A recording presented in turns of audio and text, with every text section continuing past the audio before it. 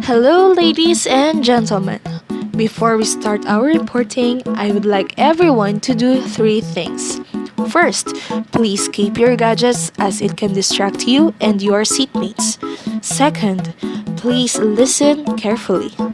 Lastly, sit back, relax, and enjoy as we discuss Republic Act 6657 and the Republic Act 9700.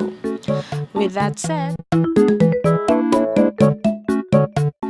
the land is the place where man settles and earns a living for his own or for his family. It is where we can find the resources and raw materials for producing goods and services. It is also where we have our daily interactions with other men and women, boys and girls, and sometimes with animals. What is special about the land is that it has the soil and the nutrients to help grow plants and trees and especially produce and reproduce food.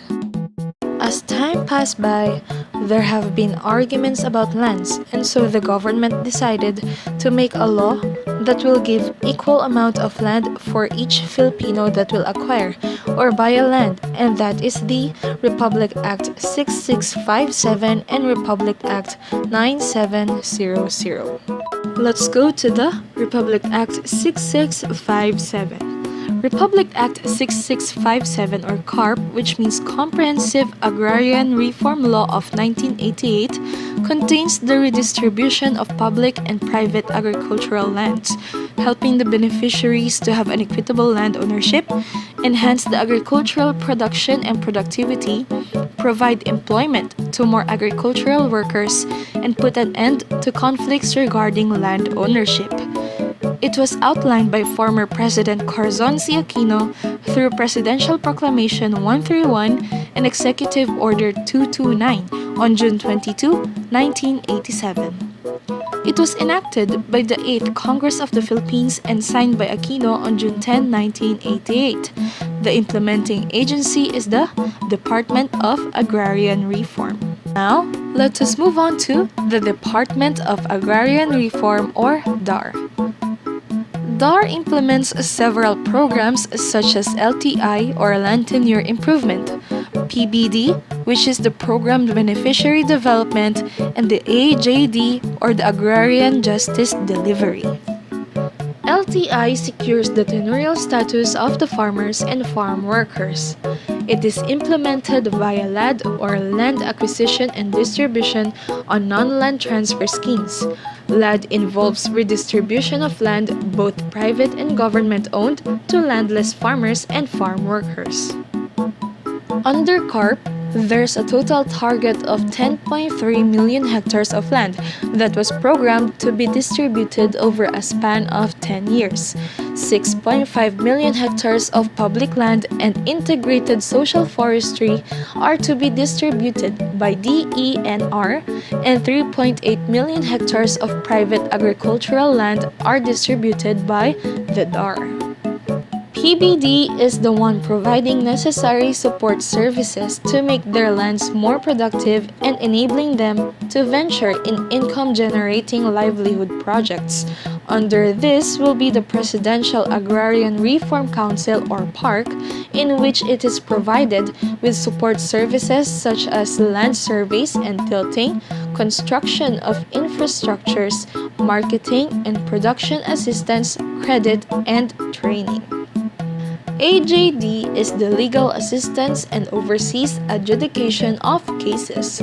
The one responsible for the legal assistance is the Bureau of Legal Assistance or BALA, and the Department of Agrarian Reform's Adjudication Board or DARAB is the one responsible for the adjudication of cases. Now, let us go to the Republic Act 9700. The Republic Act 9700 or CARPER, which means Comprehensive Agrarian Reform Program Extension with Reforms. By December 2008, the budget for CARP expired and there remained 1.2 million hectares of agricultural land waiting to be acquired and distributed to farmers. This was then signed by Gloria Macapagal Arroyo on August 7, 2009 and will expire on June 30, 2014. Take note that at the Section 30 of Republic Act 9700, it is stated that cases on the matter which are still pending shall be allowed to proceed to its finality and be executed even beyond such date. Beneficiaries are landless farmers, including agricultural lessees, tenants and regulars, seasonal, and other farm workers.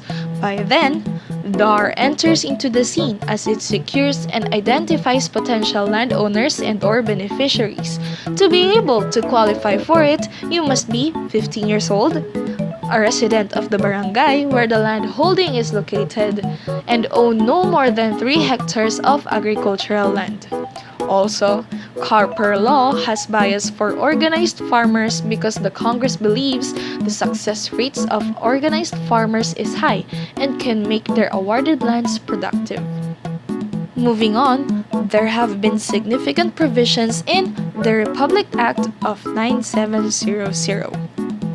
First, we have here the gender-sensitive agrarian reform, wherein the rural women now have the rights to own and control a land. Second is the budget, section number 21. It amends the section 63 of CARL, stating that the budget allocated for the 5-year extension is 150 billion pesos, which will be sourced from Agrarian Reforms Funds, General Appropriations Acts or GAA, and other sources of funding. Third is the creation of a Congressional Oversight Committee. A joint Congressional Oversight Committee was created to oversee and monitor the implementation of the Act, which will be composed of the chairpersons of the Committee on Agrarian Reform of both houses of Congress, 3 members of the House of Representatives, and 3 members of the Senate of the Philippines, to be designated respectively by the Speaker of the House of Representatives and the President of the Senate of the Philippines. In 2003, 15 years into the program, studies funded by the United Nations Development Program or UNDP, ASDB, FAO, European Union, and the Philippine government had shown that poverty incidence among program beneficiaries declined from 47.6 to 45.2%, while increasing among their non-participating counterparts from 55.1 to 56.4%.